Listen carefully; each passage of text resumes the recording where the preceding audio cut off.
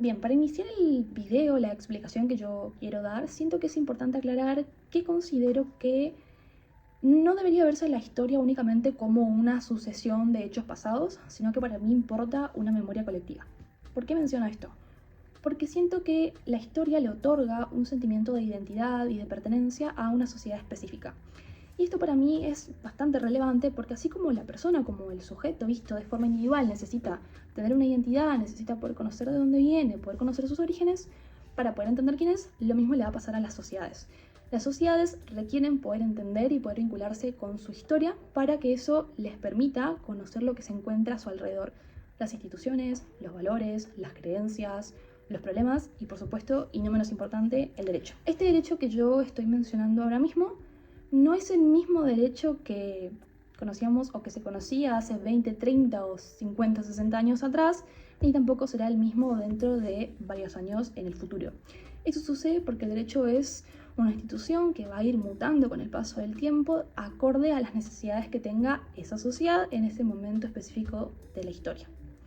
Sin embargo, lo que sí se mantiene fijo es lo que quiere transmitir ese derecho o el contenido del mismo. ¿Por qué? Porque el derecho lo que va a hacer es tratar de reflejar, justamente como mencioné, las necesidades que tengan esas sociedades, los valores, las creencias, las problemáticas, el consenso al que tengan o al que hayan llegado en ese momento, la solución a la que esa sociedad arribó para un problema específico.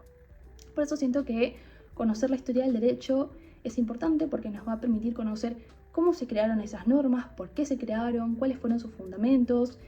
qué problemáticas estaban encargadas de resolver. Y también es importante porque constantemente el derecho va a estar rodeado de tensiones y disputas que se van a ir arreglando, que se van a ir poniendo más tensas, que se aligerarán o aumentarán con el paso del tiempo.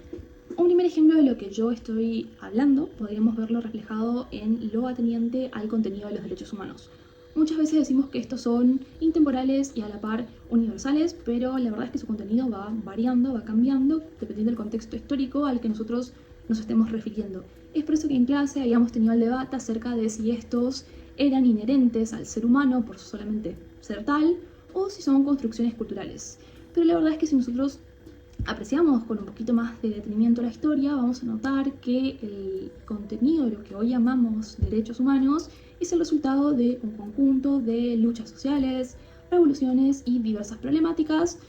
por las cuales tuvieron que atravesar las distintas sociedades que existen. Este derecho, estas normas, no es algo que surgió de un día para otro, sino que se fueron conformando poco a poco y se fueron reconociendo con el paso del tiempo. Es por eso que con esto demuestro que para poder entender cómo funciona, cómo está conformada la norma, es importante conocer su evolución. También me gustaría traer a colación la tensión que existe entre esa universalidad de los derechos y la diversidad de los mismos, y de cómo para el sujeto en la actualidad todavía resulta un tanto complicado en algunas circunstancias establecer un límite entre lo que se debería y lo que no se debería respetar, porque a veces esa franja es tan fina que cuesta ver un poco más allá.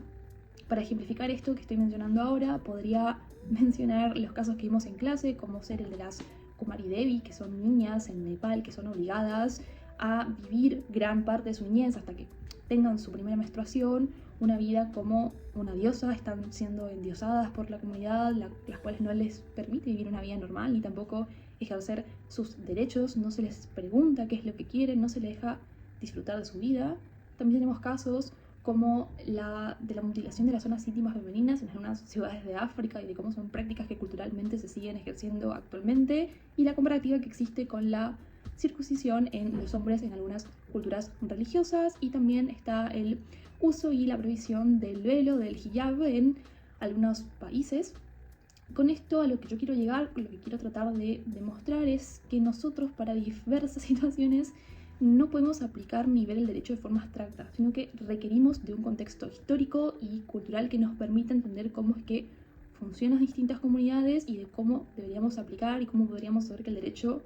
dialogue justamente con las mismas. Es por eso que, nuevamente, conocer la historia, cómo está conformada, cómo se vincula con el derecho, es extremadamente importante para el ser humano. Y por último, también me gustaría mencionar un ejemplo a nivel nacional que también nos va a permitir entender cómo es que la historia del derecho nos ayuda a entender diversos problemas muy concretos de justamente la Argentina Y para ello voy a mencionar el ejemplo que nos menciona Carlos Nino en uno de sus capítulos del libro Un país al margen de la ley, en donde él trae a colación el fenómeno denominado como anomia, que es básicamente la falta de apego por las normas.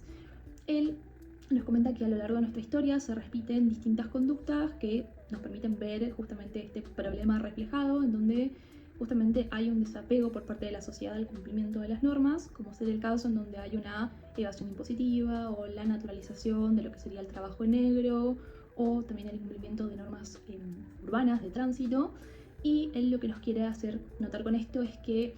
este fenómeno él lo va a denominar como anomia boba, que a diferencia de otras conductas ilegales en donde una persona sale beneficiada, acá perdemos todos, porque básicamente la función principal que tiene la norma es darnos confianza, seguridad jurídica, y la falta de respeto, la falta de cumplimiento de las mismas hace que éstas se vuelvan inútiles y genere una desconfianza y un desorden, una ineficiencia en la sociedad misma. Este ejemplo que yo acabo de mencionar nos enseña que si nosotros no comprendemos el contexto histórico que tiene nuestro Estado, tampoco podríamos explicar por qué a Argentina le cuesta tanto consolidar un Estado de derecho que sea fuerte y estable a lo largo del tiempo. Y también nos demuestra cómo la historia del derecho es una herramienta práctica que nos va a permitir analizar problemas culturales. En conclusión, yo considero que conocer la historia del derecho no es mirar al pasado con nostalgia, sino que podríamos verlo como una brújula que nos va a permitir entender el presente, interpretar el futuro y poder entender cómo poder proyectar algo que sea más justo, más equitativo, más democrático y mucho mejor que justamente el presente que tenemos ahora. Siento que conocer la historia básicamente nos brinda todas estas herramientas para que el humano siga avanzando, siga creciendo y en vez de retroceder, avance hacia un futuro mejor.